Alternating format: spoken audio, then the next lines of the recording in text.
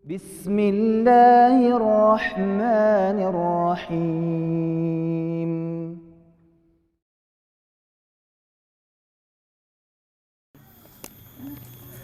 Bismillahirrahmanirrahim. Assalamualaikum warahmatullahi wabarakatuh.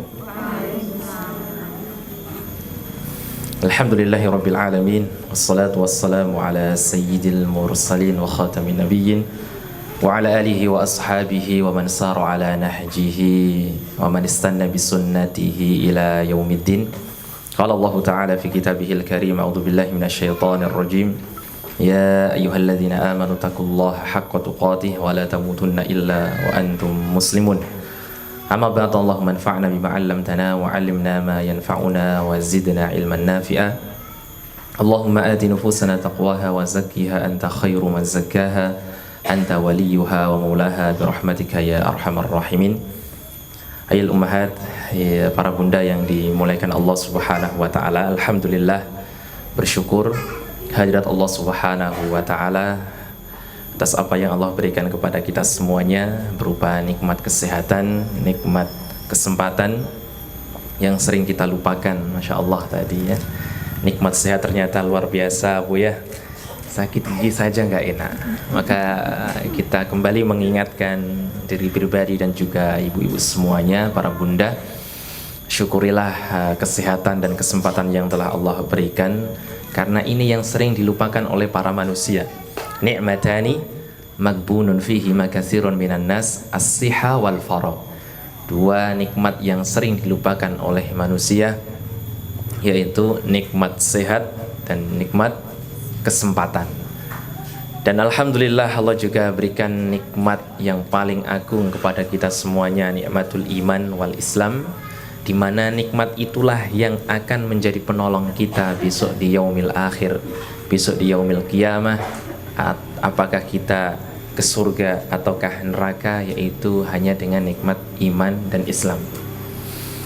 Salawat ma'assalam semoga senantiasa tercurah limpah kepada Nabi kita Muhammad sallallahu alaihi wasallam, juga mudah-mudahan tercurah limpah kepada sahabat beliau, keluarga beliau, dan orang-orang yang mengikuti jalan beliau, dan mudah-mudahan kita semuanya Allah jadikan sebagai pengikut beliau, amin ya rabbal alamin. Para bunda yang dimuliakan Allah Subhanahu wa taala, kita lanjutkan kajian tafsir kita surah An-Nur di ayat yang ke-23. Betul Bu ya? A'udzu billahi minasy syaithanir rajim. Innal ladzina yarmunal muhsanatil ghafilatil mu'minatil lu'inu fid dunya wal akhirah wal akhirati wa lahum 'adzabun 'adzim. Yawma tashhadu 'alaihim alsinatuhum wa aydihim wa arjuluhum bima kanu ya'malun. Yawma idzi yuwaffihimullahu dinahumul haqq. Yuwaffihimullahu dinahumul haqq wa ya'lamuna annallaha huwal haqqul mubin. Ini ayat kesatuan Bu ya. Mudah-mudahan bisa kita bahas tiga-tiganya di kesempatan yang baik ini. Innal ladzina yarmunal muhsanatil ghafilat. Sungguhnya orang-orang yang menuduh, roma yarmu secara bahasa mungkin pernah saya sampaikan atau saya lupa ya. Artinya roma itu melempar. Kenapa Allah Subhanahu wa taala menggunakan kalimat roma? Bukan nama salah satu artis ya. Roma itu artinya kan melempar Bu ya. Tapi kalau jenengan baca terjemahannya di situ apa? Menuduh. Karena tuduhan itu rasa sakitnya lebih sakit, atau rasa sakitnya seperti dilempar, bahkan lebih daripada itu.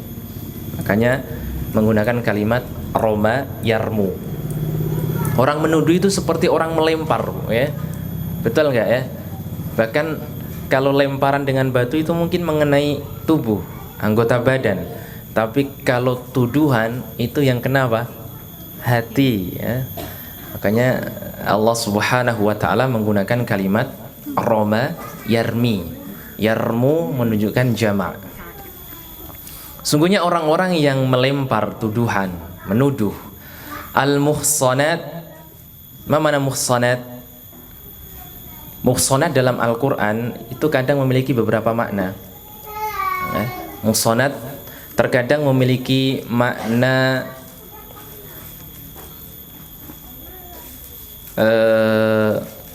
wanita-wanita yang telah beristri, bersuami. Ya. Terkadang memiliki makna seperti itu. Terkadang muhsanat memiliki makna wanita merdeka di dalam Al-Quran. Itu rata-rata di surat An-Nisa itu, lupa saya ajarnya.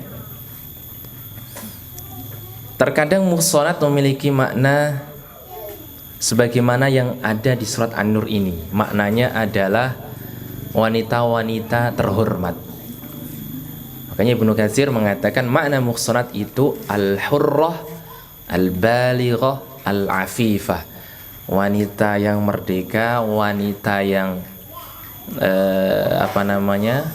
sudah balighah, artinya dia sudah bersuami, dan juga wanita-wanita yang menjaga kehormatan. Itu disebut dengan al-muhsanat.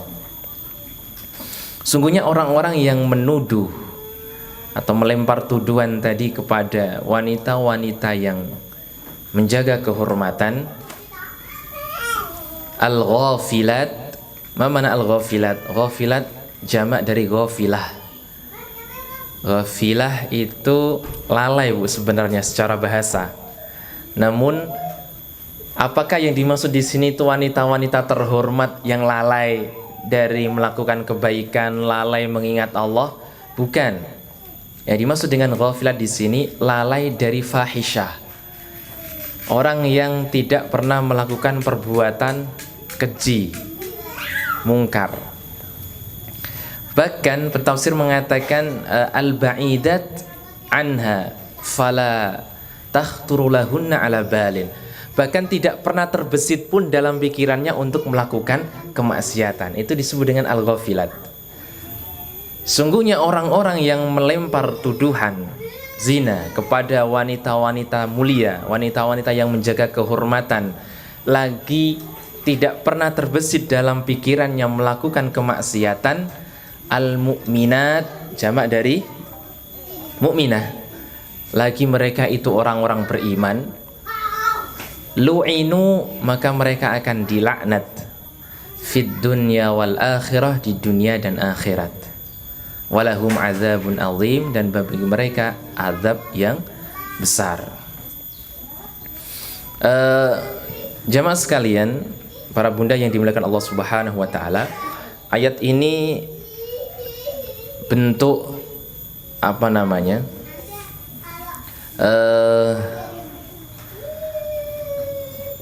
bentuk hukuman dari Allah Subhanahu wa taala bagi orang-orang yang menuduh orang lain berbuat zina. Sebagaimana yang pernah kita sampaikan, ayat ini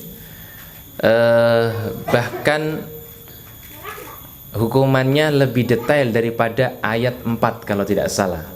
Ayat 4 di surat An-Nur bunyinya, walladzina yarmunal muhsanati thumma lam ya'tu bi arba'ati syuhada fajliduhum samanina jaldah wa la taqbalu lahum syahadatan abada wa ulaika humul fasikun. Di ayat yang keempat Allah berfirman, sungguhnya orang-orang yang melempar tuduhan kepada wanita-wanita yang terhormat, kemudian mereka tidak bisa mendatangkan 4 orang saksi, maka jilidlah mereka sebanyak 80 kali. Itu adab di dunia. Kemudian dilengkapi di ayat 23 ini, lu'inu fid dunya wal akhirah. Orang yang melakukan tuduhan seperti itu tidak bisa mendatangkan 4 orang saksi, bukannya sekedar dijilid, tapi dia dilaknat fid dunya wal akhirah.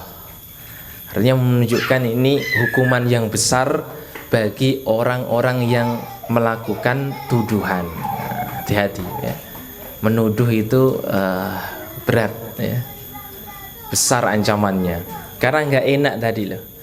Mending dilempar pakai batu. Yang sakit hanya tubuh, tapi kalau dituduh itu yang sakit hati, ya. Yang sakit hati. Menariknya di sini Allah mendahulukan kata muhsanat dan mengakhirkan kata mukminat. Padahal kita tahu mana yang lebih agung, kedudukan keimanan atau kedudukan muhsanat. Keimanan harusnya lebih tinggi, betul ya? Halo? Ini apa ya? Jangan kok merunduk semuanya. Menunduk, maaf, menunduk. Oh, nyatet Bu ya. Iman harusnya kedudukannya lebih tinggi, tapi ternyata muhsanat didahulukan. Maka pentafsir di sini mengatakan wa qudimal wasfu bil ihsan alal iman fil ayah ma'annal iman akmal. Kenapa didahulukan sifat ihsan, sifat menjaga diri, kehormatan, dan mengakhirkan kalimat iman, padahal iman akmal, lebih sempurna, ya, wa aula, dan lebih mulia. Li'anna zina yungkidul ihsan wa yunafi. Karena ketika seorang menuduh orang lain, oh kamu berbuat zina, nah, zina itu langsung menggugurkan kehormatan dia dari seseorang. Betul kan? Yang pertama kali gugur dari seseorang ketika dia dituduh zina, imannya atau kehormatannya? Kehormatan. Ya, ini sangat berat, ya, sangat berat. Maka adab ini perlu difahami. Adab tidak boleh menuduh. Iman tidak langsung gugur dari dirinya, tapi kehormatan langsung. Oh jelas itu. Nah, kan gitu. Mungkin orang lain yang terkena fitnah itu ikut-ikutan. Memang itu orang yang tidak baik, misal begitu. Yang pertama kali gugur dari tuduhan itu adalah kehormatan. Makanya Allah memulai dengan kalimat muhsanat, supaya kita hati-hati jangan sampai melakukan hal itu. Akan menghilangkan kehormatan orang lain, begitu lah ya. Akan menghilangkan kehormatan orang lain. Innal ladzina yarmuna al-muhsanatil ghafilatil mu'minat lu'inu. Dilaknat, dikutuk. Mamana lu'inu atau mamana la'nah? Apa arti daripada laknat itu? Al-la'nu itu dibagi menjadi dua, laknat dari Allah dan laknat dari makhluk. Ya. Dan ayat di sini bukan berbunyi la'anahumullah, Allah melaknat mereka, bukan Bu ya. Tapi lu'inu fid dunya wal akhirah. Lebih umum, ya. Bukan hanya Allah yang melaknat, tapi dia akan dilaknat di dunia dan di akhirat. Artinya mendapatkan laknat dari Allah dan mendapatkan laknat dari makhluk. Kalau mendapatkan laknat dari Allah artinya at-tardu wal ib'ad an rahmatih. Orang itu akan dijauhkan dari rahmat Allah Subhanahu wa taala. Jadi kalau laknatnya dari Allah otomatis langsung dijauhkan. Tapi kalau laknatnya dari makhluk apa? Kalau laknat dari makhluk itu doa, ya. Ad-du'a bit-tardi wal ib'ad an rahmatillah. Jadi orang mendoakan mudah-mudahan dia dijauhkan dari rahmatnya Allah Subhanahu wa ta'ala. Itu makna laknat. Berarti ayat ini secara makna umumnya adalah orang-orang yang menuduh perempuan-perempuan terhormat, ya, lagi beriman, menjaga diri, bahkan tidak pernah terbesit dalam pikirannya melakukan kemaksiatan. Orang yang menuduh tersebut maka akan mendapatkan laknat di dunia dan di akhirat. Dan tidak ada akibat atau hukuman yang pas bagi dia kecuali adzabun azim, azab yang agung. Makanya Allah mengakhirkan kalimat itu walahum adzabun azim, menunjukkan bahwa akibat dari ini semua yaitu azab yang pedih. Dan ketika orang sudah mendapatkan laknat dari Allah dan makhluk, ya, hati-hati itu, karena berarti dia telah melakukan sebuah kemaksiatan. Tuduhan itu maksiat loh Bu ya. Menuduh orang lain itu berbuat maksiat. Kalau orang melakukan kemaksiatan itu akan menyebabkan qaswah fil qalbi, hati menjadi keras, ya. Wa dhayyiqan fis sadri, dada juga sempit, enggak lapang dada, ya. Kemudian menjadikan cahaya di muka itu dihilangkan oleh Allah Subhanahu wa taala. Allah berfirman di dalam surah Al-An'am ayat 125, "Faman yuridillahu an yahdiyahu yashrah sadrahu lil Islam, wa man yurid an yudhillahu yaj'al sadrahu dhayyiqan harajan ka'annama yas'adu fis sama." Ini gambaran orang, kita baca artinya, ya. Faman yuridillahu, barang siapa yang diinginkan oleh Allah, ayyahdiyahu, diberikan petunjuk, yashrah sadrahu lil Islam, Allah akan lapangkan dadanya. Jadi kalau memang Allah menginginkan kebaikan kepada orang, diberi petunjuk, maka Allah buat dadanya itu lapang untuk menerima Islam, artinya menerima syariat agama ini. Wa may yurid ayyudhillahu, tapi barang siapa yang Allah inginkan kesesatan bagi dirinya, yaj'al sadrahu dhayyiqan, Allah jadikan dadanya apa Bu? Dhayyiq, sempit, harajan ka'annama yas'adu fis sama, sesak seperti orang yang mau menaiki langit. Nah, itu. Jadi ini ilmu luar biasa lah ya sebenarnya. Untuk ilmu fisika juga masuk ini sebenarnya. Artinya semakin naik ke langit itu semakin sesak. Betul Bu ya? Ya kan? Ini sobat, kalau ini buatan Nabi Muhammad yang tidak pernah belajar ilmu fisika, kan lucu kan? Kok bisa digambarkan seperti orang yang naik ke langit, menjadi dadanya menjadi sempit. Dan ini terbukti orang yang naik pesawat lah atau apa, semakin tinggi semakin sesak ya. Betul Bu? Udara kan semakin menipis ya. Ayatnya begitu. Dalam ayat yang lain yang menunjukkan akibat dari sebuah kemaksiatan itu, Al-Mulk ayat 22, afaman yamshi mukibban ala wajhihi ahda amman yamshi sawiyan ala siratim mustaqim. Dan apakah sama orang yang berjalan menyeret wajahnya, ya, ahda, lebih diberi petunjuk, lebih mendapatkan petunjuk daripada orang yang berjalan tegak di atas jalan yang lurus. Artinya dosa itu membuat orang seakan-akan dia berjalan menyeret wajah itu, jadi menghilangkan cahaya dari wajahnya. Dalam ayat yang lain, Az-Zumar ayat 22, afaman syarahallahu sadrahu lil islami fahuwa ala nurim min rabbih fawailul lil qasiyati qulubuhum min dzikrillah. Afaman syarahallahu sadrahu lil islam, apakah sama juga orang yang Allah lapangkan dadanya untuk menerima Islam, fahuwa ala nurin min rabbih, dan dia mendapatkan cahaya dari Allah, sama dengan orang yang tidak dilapangkan dadanya untuk menerima Islam. Fawailul lil qasiyati qulubuhum, maka celakalah orang-orang yang keras hatinya membatu min zikrillah, dari mengingat Allah. Jadi orang yang bermaksiat tadi, dia disempitkan dadanya, wajahnya menjadi hitam, bahkan kemudian hatinya membatu. Itu akibat dari kemaksiatan. Hati-hati melakukan kemaksiatan. Hadirin yang dimuliakan Allah Subhanahu wa taala, itu ayat 23. Dan ayat 23 ini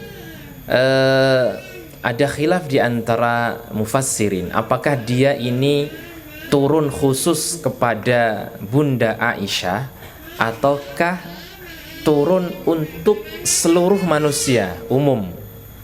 Ibnu Abbas mengatakan bahwa ayat ini itu khassah nazalat fi Aisyah, khusus turun kepada Aisyah. Dia membawakan sebuah riwayat yang menunjukkan bahwa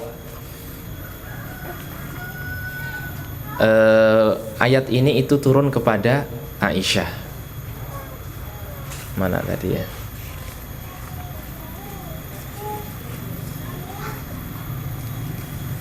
Nah, riwayat dari Bunda Aisyah sendiri. Bunda Aisyah mengatakan annaha qalat, sungguhnya beliau berkata, romaitu bima romaitu bih, saya telah dituduh sebagaimana yang telah terjadi. Wa ana ghafilah, sama mirip dengan ayatnya tadi ya. Wa ana ghafilah, dan waktu itu saya sedang lengah, saya sedang lalai. Lalai tadi apa? Dari melakukan berbuat maksiat. Jadi kalau orang baik kadang itu saking baiknya orang seperti Bunda Aisyah itu sudah nggak pernah beliau itu terfikir untuk melakukan perbuatan maksiat. Bahkan ketika beliau melakukan perbuatan baik, beliau juga tidak pernah terfikir oh nanti orang ini menuduh yang tidak-tidak. Begitu loh, saking baiknya orang ya. Wa ana ghafilah, dan saya waktu itu sedang lengah. Fabalaghani ba'da dzalik, maka kemudian tuduhan itu sampai kepadaku, berita tersebut. Fabaina Rasulullah jalisun indi. Kisah ini sudah pernah kita sampaikan ya hadisnya. Ini potongannya. Dan waktu itu Nabi Shallallahu Alaihi Wasallam duduk di dekatku. Idza uhiya ilaihi, ketika beliau diberikan wahyu. Qalat, Bunda Aisyah melanjutkan, wa kana idza uhiya ilaihi akhadahu kahai'atis subbat. Beliau ketika diberi wahyu, keadaan beliau seperti orang yang mengantuk. Jadi kadang begitu, Bu. Sebenarnya keadaan beliau Nabi Shallallahu Alaihi Wasallam menerima wahyu itu banyak keadaannya. Tapi di hadis ini keadaan beliau waktu menerima wahyu seperti orang ngantuk. Jadi begini loh. Jadi menundukkan kepala beliau seperti orang benar-benar ngantuk. Tsumma stawa jalisan, kemudian beliau duduk tegak. Yamsahu ala wajhih, kemudian beliau mengusap wajahnya. Wa qala ya Aisyah abshiri, wahai Aisyah bergembiralah. Qalat, beliau melanjutkan ceritanya, qultu bihamdillah la bihamdik, saya memuji Allah bukan memujimu. Pernah ya kita sampaikan ya Bu ya, kisahnya panjang. Faqara'a, maka kemudian Nabi Shallallahu Alaihi Wasallam baca innal ladzina yarmunal muhsanatil ghafilatil mu'minat hatta qara'a ulaika mubarra'una mimma yaqulun. Kemudian Nabi membaca ayat 23 dari surah An-Nur ini sampai ayat yang ke-26. Makanya Ibnu Abbas mengatakan bahwa ayat ini khusus turun kepada Bunda Aisyah. Namun ikhtara dzalika aktsarul mufassirin, banyak ahli tafsir memilih pendapat yang lebih benar itu annal ayat amah, ayat ini umum untuk siapapun, bukan hanya khusus untuk Bunda Aisyah. Kalaupun memang sebab turunnya untuk Bunda Aisyah, maka kan dalam kaidah mempelajari ilmu tafsir itu apa Bu? Al-ibratu bi umumil lafzi la bi khususi as-sabab. Nilai dari sebuah ayat itu bukan karena sebab turun dia, tapi lebih kepada apa? Umumnya lafadznya. Itu kaidah. Dia meskipun turun kepada Bunda Aisyah katakanlah ya, tapi umum ayat, umum lafadznya adalah untuk semua muslimin dan muslimat. Apakah muslimin juga? Kok ayatnya kok muhsonat, ghafilat, mu'minat? Ini kan jamak dari muhsonah, ghafilah, mu'minah. Menunjukkan apa? Perempuan. Terus kalau yang tertuduh ini adalah laki-laki, apakah dia juga harus dilaknat di dunia dan di akhirat? mendapatkan laknat dari Allah dan makhluk? Assalamualaikum. Iya enggak, Bu? Iya. Iya. Kenapa yang dipakai kalimatnya perempuan? Ya, bisa dituduh zina. Karena laki-laki boleh digambar. Karena iya. Kenapa, Bu? Kenapa, Bu? Coba jawab, Bu. Ya, Bu. Karena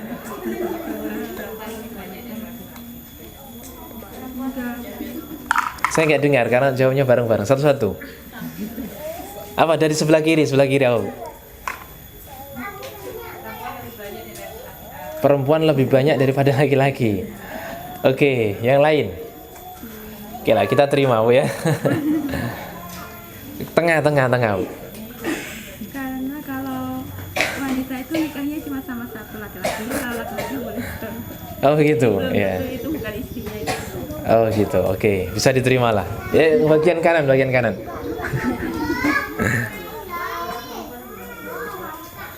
Karena Perempuan yang paling sering gampang bicara bergibah. oh, karena perempuan lebih sering menggibah. Nggak, ini yang tertuduh, Bu. Kenapa perempuan yang di sini yang tertuduh? Ya. Kenapa menggunakan redaksinya itu muannats? Muhsanat, ghafilat, mukminat, ini kan? Dan orang-orang yang menuduh perempuan terhormat, mereka tidak terfikirkan melakukan kemaksiatan, ya kan? Mereka orang-orang mukminah, kenapa dituduh? Gitu loh. Oh gitu. Masya Allah, ya baiklah, semuanya benar gitu aja lah, Bu ya. Ya ini kan istihad. Kenapa perempuan? Karena memang perempuanlah yang lebih banyak tertuduh, Bu. Benar ya. Perempuan yang lebih banyak tertuduh. Karena jarang orang itu menuduh laki-laki berbuat zina. Nah, yang sering adalah perempuan. Bahkan ayatnya pun di surah An-Nur awal-awal apa? Az-zaniyatu waz-zani. Tapi waktu berbicara tentang pencuri, as-sariqu was-sariqatu, gitu ya. Wallahu taala a'lam bissawab. Baik, itu ayat yang ke-23. Dan pendapat yang kedua tadi sudah disebutkan belum ya? Yang menunjukkan umum ya. Oh sudah ya tuh ya. Kenapa umum? Karena dalilnya adalah 7 dosa yang bisa membinasakan gitu ya. Karena kita juga sampaikan dia sesuai dengan hadis Nabi Shallallahu Alaihi Wasallam tentang agar dijauhi dosa yang membinasakan. 7 dosa yang membinasakan. Nabi bersabda dari sahabat mulia Abu Hurairah, anna Rasulullah Shallallahu Alaihi Wasallam qala, ijtanibus sab'al mubiqati, jauhilah oleh kalian 7 dosa yang membinasakan. Qila ya Rasulullah wa ma hunna, dikatakan ya Rasulullah apa dosa tersebut? Asyirku billah, syirik kepada Allah, wasihru, sihir. Ilmu sihir itu bahaya, Bu ya, itu dosa besar. Maka tidak boleh dipelajari. Wa qatlun nafsil lati harramallahu illa bil haq, membunuh jiwa yang diharamkan oleh Allah kecuali dengan benar. Apakah ada pembunuhan dengan benar? Ada, kisos ya. Kisos itu pembunuhan dengan benar. Hukuman balas ya. Wa aklur riba, yang berikutnya adalah memakan harta riba. Harta riba, Masya Allah, ibu-ibu semuanya ya. Ya, harta riba itu dosanya sangat-sangat besar, bahkan lebih keji daripada menzinai ibu sendiri. Itu dosa makan riba. Bahkan Allah mengajak berperang ya. Fa'dzanu biharbin minallah, sampaikanlah kepada mereka Allah menantang perang. Coba ditantang perang oleh Allah. Jelas yang menang adalah Allah Subhanahu wa taala. Ayat itu menunjukkan bahwa saking besarnya dosa riba. Riba itu apa? Nanti kalau ibu ingin tahu kita belajar di DFM ya. Daurah fikih muamalah, insyaallah akan ada ya. Riba itu artinya secara makna tambahan, ya tambahan. Kemudian wa aklu malal yatim, makan harta anak yatim.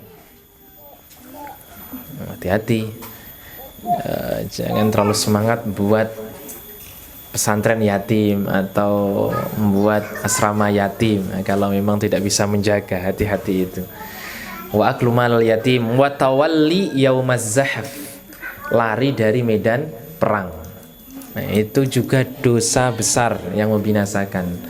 Kalau perang itu sudah dikumandangkan dan sudah bertemu dengan musuh, perjalanan kepada bertemu dengan musuh, lalu kemudian di perjalanan atau di tengah pertempuran dia lari, dia berhak mendapatkan dosa besar. Wa qadful muhsanatil ghafilatil mu'minat, dan menuduh perempuan terhormat lagi menjaga diri dan orang-orang yang beriman.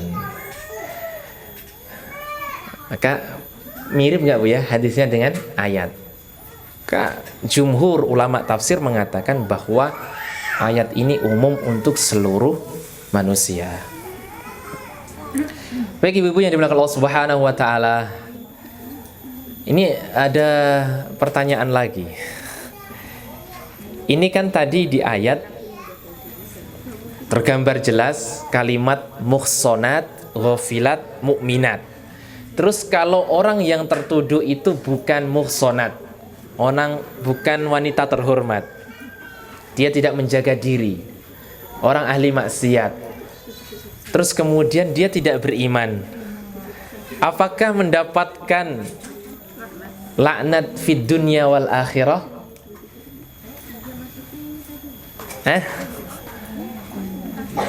Halo? Kan Bu, khilaf di antara para ulama tafsir ya. Tapi yang lebih tepat adalah iya. Karena ayat kalimat muhsonat, ghafilat dan mukminat ini bukan qayyid. Qayyid itu apa ya bahasa Indonesianya? Pengikat. Artinya maksudnya orang yang berhak mendapatkan laknat fid dunya, orang yang akan mendapatkan laknat di dunia dan akhirat itu hanya yang menuduh wanita terhormat, mukminat, ghafilat. Itu kalau dikatakan ini sebagai qayyid, sebagai apa? Pengikat.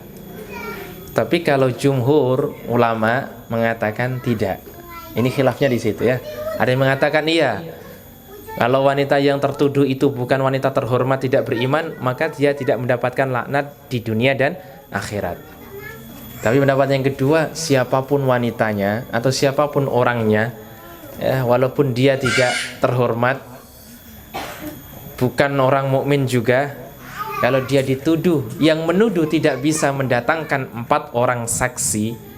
4 orang saksi, syaratnya kemarin apa Bu? Semuanya melihat dengan mata kepala, tidak boleh dengan CCTV, video dan sebagainya. Iya, tidak boleh Bu. Maka di persidangan kemarin itu itu hanya menguatkan saja. Tapi kalau dalam Islam dia tidak diterima. Meskipun benar tidak diterima. Justru yang menuduh itu 4 orang semuanya pakai handphone masing-masing misalnya ya. Terus diberikan ke hakim, tidak bisa diterima. Mereka tetap akan mendapatkan cambuk. Nah, itu. Maka dia harus mengatakan saya melihat dengan mata kepala sendiri. Jadi saksinya itu bukan ini loh saya ada videonya, bukan, tapi dia harus mengaku saya melihat dengan mata kepala sendiri. Ini pendapat yang benar Bu ya. Pendapat yang lebih tepat, siapapun dia, kalau yang menuduh tidak bisa mendatangkan saksi, 4 orang saksi dan itu dilihat dengan mata kepala mereka sendiri, maka mereka harus dijilid. Baik, ayat berikutnya, ayat yang ke-24. Yauma tashhadu 'alaihim alsinatuhum wa aydihim wa arjuluhum bima kanu ya'malun. Ini lanjutan. Ayatnya yang 23 kan berbunyi walahum adzabun azim, maka bagi mereka azab yang besar. Kapan itu? Yauma tashhadu alaihim, di hari syahida yashhadu, menyaksikan, di hari menyaksikan alaihim, atas mereka, alsinatuhum, lisan-lisan mereka. Berarti hari apa ini? Hari kiamat. Kalau di dunia lisan tidak bisa bersaksi. Lisan bisa bersaksi, tapi berikutnya wa aidihim, tangan-tangan mereka. Hari akhirat tangan bisa bersaksi. Kalau di dunia tangan tidak bisa bersaksi. Wa arjuluhum, dan kaki-kaki mereka, bima kanu ya'malun, atas apa yang telah mereka lakukan. Maknanya apa? Maknanya tukirru wa ta'tarif alaihim alsinatuhum wa aidihim wa arjuluhum. Lisan, tangan, kaki meyakinkan ya kepada Allah Subhanahu wa taala dan mengakui, ya, meyakinkan dan mengakui atas apa yang telah diperbuat oleh si empunya, yang punya maksudnya. Mungkin tangan kita, kaki kita, lisan kita di dunia adalah bagian-bagian tubuh yang selalu membela kita, entah kita benar atau salah. Betul Bu ya? Jenengan salah pun kadang lisan tetap mencari alasan supaya jenengan benar. Itu manusia. Tangan pun begitu kan, ya, mencoba untuk meyakinkan lisannya dengan gerakan tangannya, kakinya nggak akan bersaksi semuanya di dunia. Tapi besok di akhirat, Masya Allah, lisan, tangan, kaki jenengan semuanya ini Bu, tidak mungkin bisa berbohong kepada Allah. Ya, semuanya akan menjadi saksi. An-Nisa 42 menunjukkan akan hal itu. Yauma idzin yawaddul ladzina kafaru wa asawur rasula law tusawwa bihimul ard wa la taktumunallaha haditha. An-Nisa 42. Di hari itu yawaddul ladzina kafaru wa asawur rasul, ya, menginginkan orang-orang yang kafir dan mendustai Rasul, lau tusawwa bihimul ard, kalau diri mereka itu rata dengan tanah. Kenapa Bu? Kok tiba-tiba orang kafir, orang-orang yang mendustakan Nabi, besok di hari kiamat mereka ingin rata dengan tanah? Karena di hari kiamat nanti, sebelum manusia itu diadili, yang diadili hewan-hewan terlebih dahulu. Hewan diadili oleh Allah. Kambing yang bertanduk menanduk kambing nggak bertanduk, besok gantian. Yang tidak bertanduk dikasih tanduk, menanduk kambing yang tidak bertanduk. Begitu. Tapi setelah itu mereka berubah menjadi tanah. Maka waktu berubah menjadi tanah, manusia kan menunggu giliran. Mereka kemudian, ya laitani kuntu turaba. Duh ya Gusti, mbok ya saya juga jadi tanah juga, gitu ya. Maka mereka mengatakan lau tusawwa bihimul ard wala taktumunallaha haditha. Tapi mereka tidak bisa menyembunyikan sedikit pun dari Allah Subhanahu wa taala. Jawaban dari 24 tadi, An-Nisa 42. Lebih jelas lagi di Fussilat ayat 19 sampai ayat 22. Wa yawma yuhsyaru a'da'ullahi ilan nari fahum yuza'un. Dan di hari itu manusia, musuh-musuh Allah, digiring ke neraka, fahum yuza'un, mereka dipisah-pisah. Hatta idza ma ja'uha, sehingga setelah mereka sampai ke neraka, syahida alaihim sam'uhum, menjadi saksi bagi mereka pendengaran mereka, wa absaruhum, dan penglihatan mereka, wa juluduhum, dan kulit-kulit mereka, bima kanu ya'malun, atas apa yang telah mereka lakukan. Wa qalu, maka ahli neraka berkata li juludihim, kepada kulit-kulit mereka, lima syahidtum alaina, he kulit, kenapa engkau jadi saksi untuk diriku? Qalu antaqana Allahu alladhi antaqa kulla syai' wa huwa khalaqakum awwala marrah wa ilaihi turja'un. Maka kulit menjawab, antaqana Allahu alladhi antaqa kulla syai'. Allah yang menjadikan saya berbicara dan Allah yang menjadikan segala sesuatu berbicara. Wa huwa khalaqakum awwala marrah, dan Allah yang menciptakan kalian di awal, wa ilaihi turja'un, dan kepadanya lah kalian semuanya dikembalikan.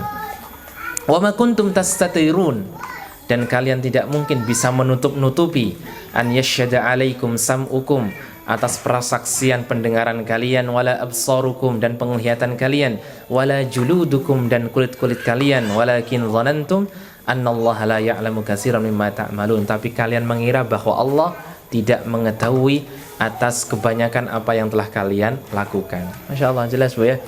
Bahkan kulit pun berbicara Bu. Kulit yang sekarang membalut tubuh kita ini, itu nanti akan menjadi saksi.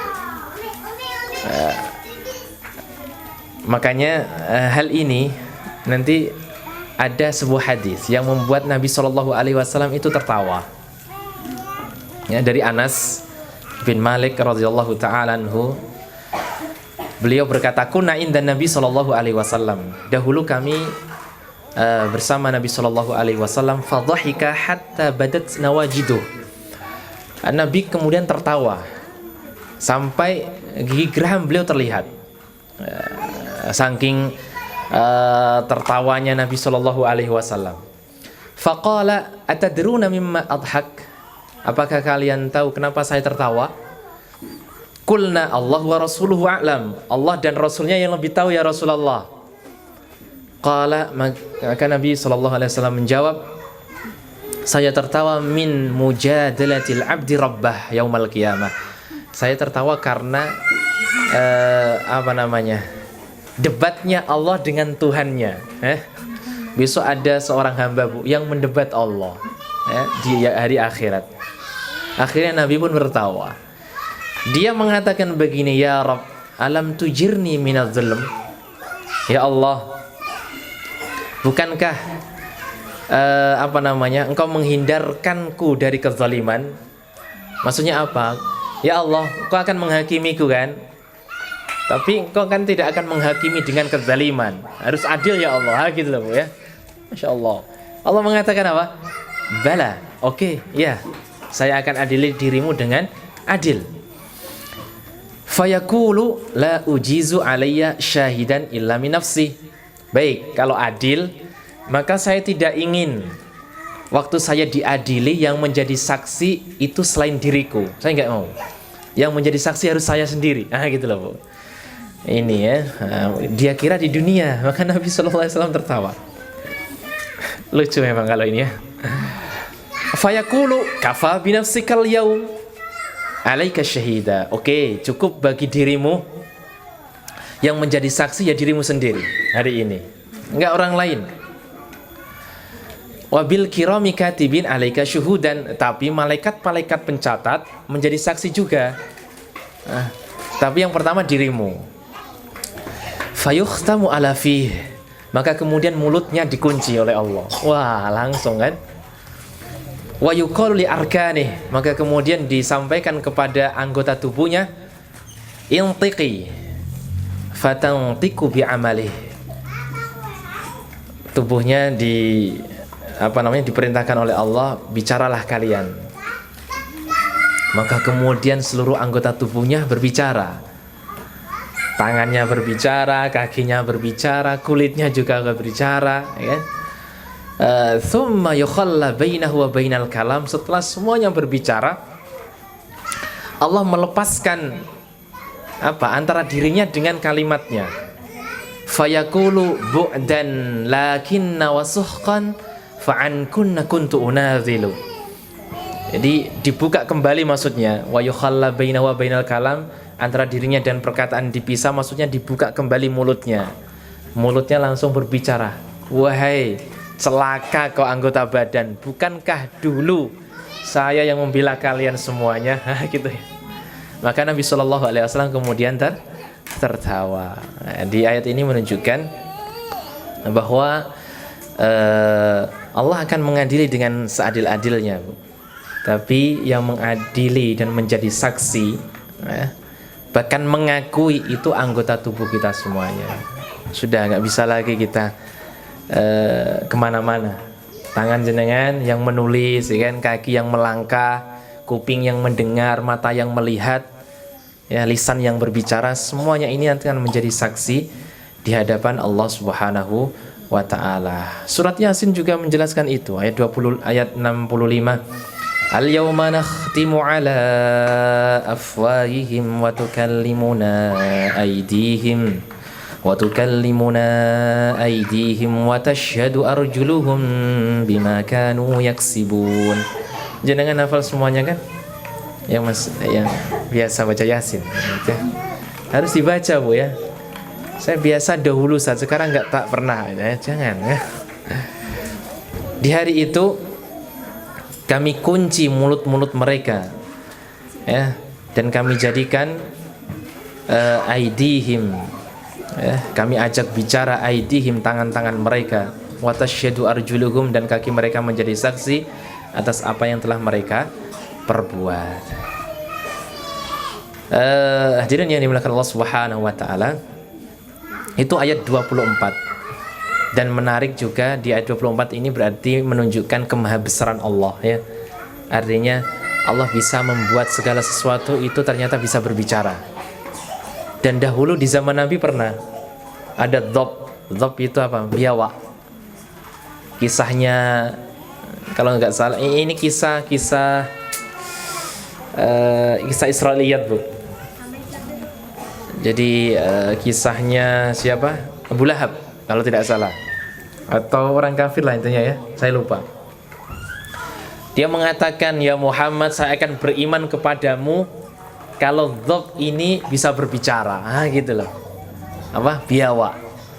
Maka kemudian Nabi SAW mengatakan, ya dhab, man ana, wahai biawak, siapa saya? Kemudian biawak itu mengatakan, asyhadu annaka rasulullah, saya bersaksi bahwa dirimu adalah utusan Allah dan saya beriman kepadamu. Wah, itu dhab, dahulu bisa berbicara. Daging juga yang pernah dimakan Nabi SAW di kisahnya Zainab, seorang perempuan Yahudi yang meracuni Nabi SAW, ya kan? Sudah dimakan beberapa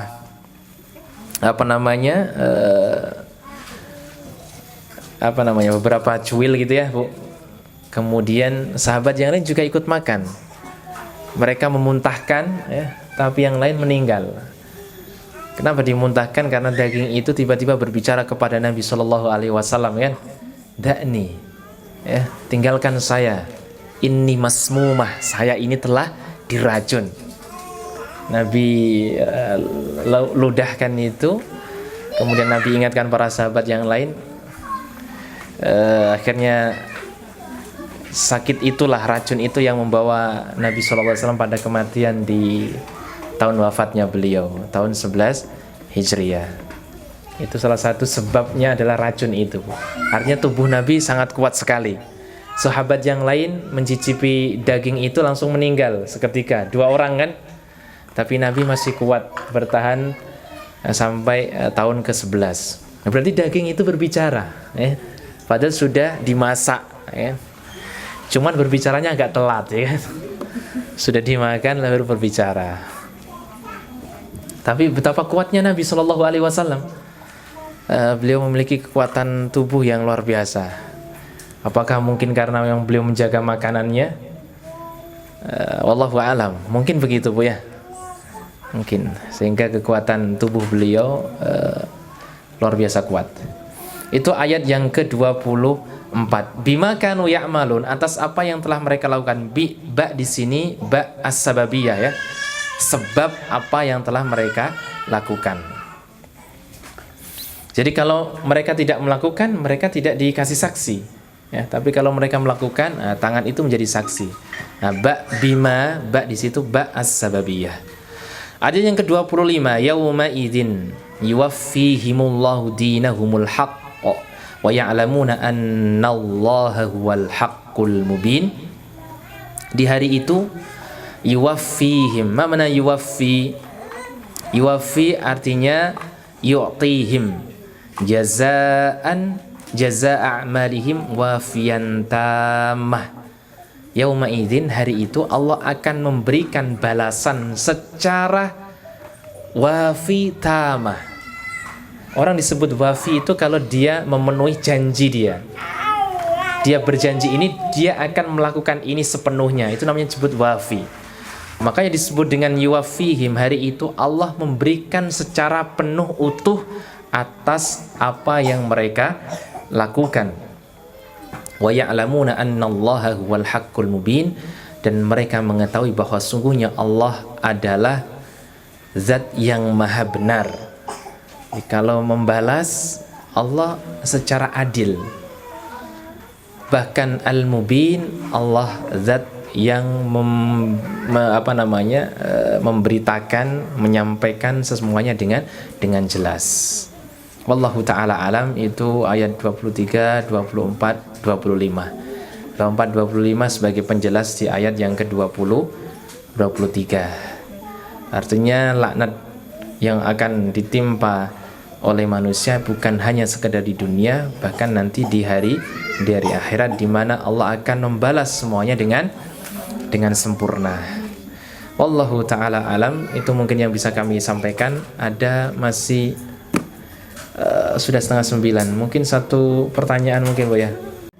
Ustaz mau tanya, jika di hari pembalasan itu semuanya yang diadili, apakah yang di dunia misalnya sudah terselesaikan itu juga ikut diadili, atau hanya semua yang belum selesai di dunia, atau yang semuanya sudah yang selesai dan yang belum selesai itu semua diadili di akhirat semua? Apa itu? Tayyib, jazakillahu khairan Bu Nuri. Apakah yang diadili itu dosa yang belum teradili di dunia? Gitu ya? Kalau yang sudah ditaubati, itu maksudnya. Yang sudah dihakimi di dunia, apakah besok di akhirat juga diadili? Maksudnya begitu, Bu? Wallahu ta'ala alam. Tapi ada hadisnya yang menarik, saya cari belum ketemu, bahwa nanti besok di akhirat itu, Bu, ada seseorang yang dia itu diampuni, bahkan ditutupi dosanya oleh Allah Subhanahu wa taala. Dan ini percakapannya juga menarik, membuat Nabi Shallallahu alaihi wasallam juga tertawa begitu. Jadi ada orang yang diadili, terus kemudian Allah bertanya kepada dia, dosamu bukankah sangat banyak? Dia i'tiraf, dia mengakui, iya ya Allah. Tapi Allah mengatakan, hari ini saya tutupi dosamu. Gitu. Ya. Wallahu a'lam. Ya, mungkin kita termasuk bagian itu, alhamdulillah kan gitu ya. Jadi luar biasa, Bu. Ada yang memang Allah tutupi dosanya itu. Karena apa? Ya memang kemurahan Allah Subhanahu wa taala. Mudah-mudahan nanti di pertemuan berikutnya saya bisa bawakan hadis tersebut. Hadisnya Masya Allah membuat kita kadang bahagia ya, tapi bukan kemudian akhirnya kita bermudah-mudahan dalam berbuat buruk atau kemaksiatan. Wallahu ta'ala alam. Gitu, Bu ya. Mudah-mudahan, Bu, yang sudah teradili di dunia tidak diadili besok di akhirat. Karena Nabi SAW kan mengatakan, waktu ada orang yang bertaubat dari kekafiran, itu kan seperti orang yang baru dilahirkan dari rahim ibunya. Berarti kan dia tidak dia tidak membawa dosa itu, kecuali dosa yang telah dilakukan setelah dia masuk Islam. Berarti mungkin mudah-mudahan setelah ditaubati atau taubat yang dijalankan dengan adanya kisos, mudah-mudahan besok di akhirat tidak diadili lagi. Wallahu ta'ala a'lam, Bu ya. saya cari lagi bagaimana ulama berpendapat. Tapi kalau dari hadis tadi kemungkinan besar tidak lagi diadili. Begitu nggih Bu ya? Kita cukupkan sampai di sini. Karena kita mohon maaf ada acara berikutnya. Walafu minkum. Wassalamualaikum warahmatullahi wabarakatuh.